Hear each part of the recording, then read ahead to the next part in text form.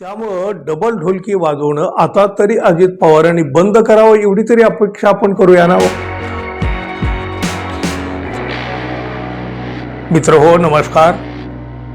आपल्या राजकारणामध्ये खोटेपणालाच अधिक किंमत असते.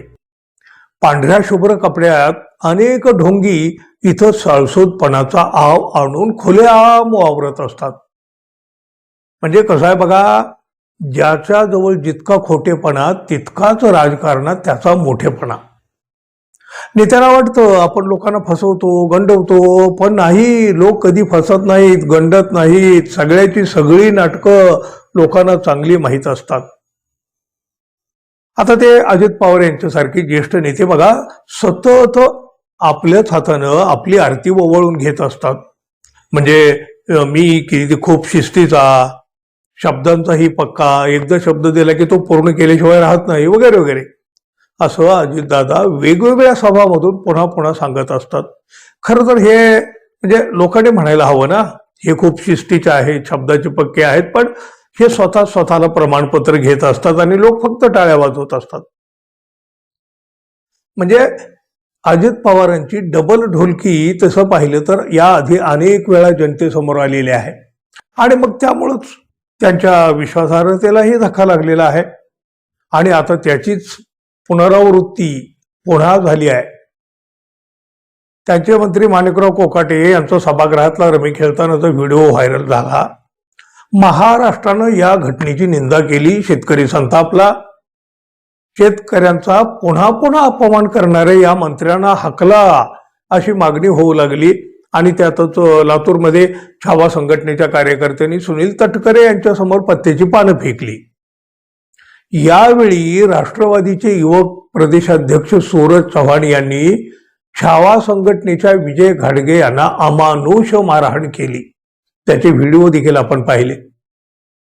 या घटनेनंतर प्रकरण चिघळलं आणि मग बघा, कोणाला अशी मारहाण करणं खपवून घेतलं जाणार नाही, असं कृत्य आपल्याला मान्य नाही, असं बरंच काही अजितदादा यांनी म्हटलं.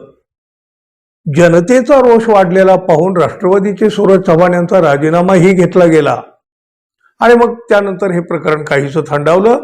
पण अवघ्या काही दिवसातच याच सूरज चव्हाण यांना राष्ट्रवादीत प्रमोशन मिळालं. प्रमोशन, त्यांना आता थेट पक्षाचे सरचिटणीस पद बहाल केलं, त्यांचा सन्मान करण्यात आला. शेतकऱ्यांना मारहाण करणाऱ्यांना अजितदादांनी थेट बक्षीस देऊन टाकलं. बघा, सामाजिक कार्यकर्त्या अंजली दमानिया यांनी तर यावर अत्यंत तीव्र शब्दात यावर संताप व्यक्त केला.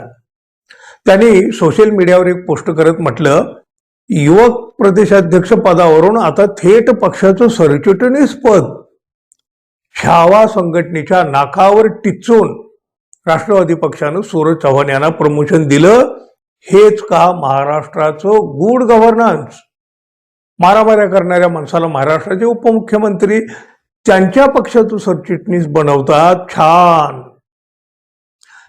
त्यांनी आपल्या ट्विटमध्ये पुढे असं सुद्धा म्हटलं, पण कमालीची बाब म्हणजे अगदी 2 आठवड्यापूर्वी मी केलेल्या मानहानीच्या दाव्यामध्ये याच राष्ट्रवादी पक्षानं सूरज चव्हाण हे आमचे पदाधिकारी नाहीत, ते कार्यालयात येत नाहीत, असं कोर्टाला लिहून दिलेलं आहे.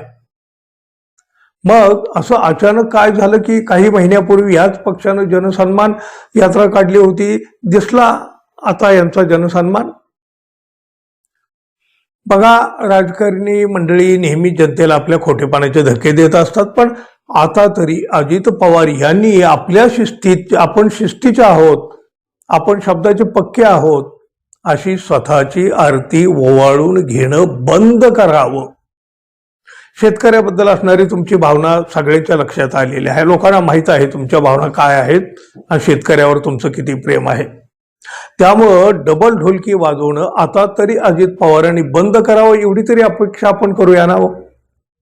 शेतकऱ्यांना मारहाण करणाऱ्या सूरज चव्हाण यांना प्रमोशन देणं तुम्हाला तरी मान्य आहे का मित्रांनो? जरूर सांगा. धन्यवाद. पुन्हा भेटू. तोपर्यंत नमस्कार.